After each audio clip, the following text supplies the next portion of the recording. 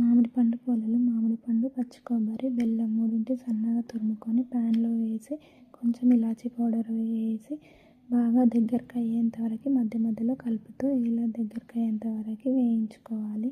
ఆ తర్వాత ఆ పేస్ట్ని సైడ్కి పెట్టేసుకొని ఒక బౌల్ తీసుకొని 1 కప్పు మైదా, 1 కప్పు గోధుమ పిండి తీసుకొని అందులో 1 స్పూన్ నెయ్యి కానీ ఆయిల్ కానీ వేసి మెత్తటి పిండిలాగా వాటర్ పోసుకుంటూ మెత్తగా కొంచెం బాగా మెత్తగా ఉండాలి అలా కలుపుకోవాలి. కలుపుకొని ఒక 5 మినిట్స్ దాన్ని నాననివ్వాలి. నానిన తర్వాత పిండిని చిన్న చిన్న ముద్దల్లా చేసుకొని ఆ ముద్దని ఇట్లా వీడియోలో చూపిస్తున్నట్టుగా వెడల్పు చేసి ఆ మధ్యలో స్టఫింగ్ మనం ముందుగా రెడీ చేసుకున్న మామిడి పండు, పచ్చి కొబ్బరి, బెల్లం పేస్ట్ని అందులో పెట్టాలి.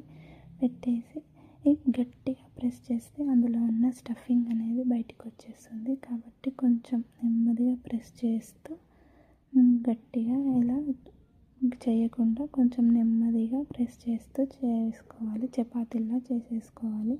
అలా ఒకటి ఇలా అన్నింటికి సేమ్ ప్రాసెస్ని కంటిన్యూ చేసేసేస్తే సరిపోతుంది. ఏంటంటే స్టఫింగ్ బాగా కుదరాలి.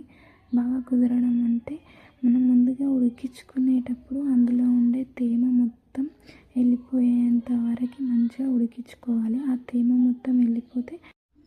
మొత్తం వెళ్ళిపోతే ముద్దలాగా రెడీ అవుతుంది. మనం చేతిలో పట్టుకొని ఇలా ఉండలు కడితే లడ్డూలా రావాలి. అప్పుడు మంచిగా రెడీ అయినట్టు.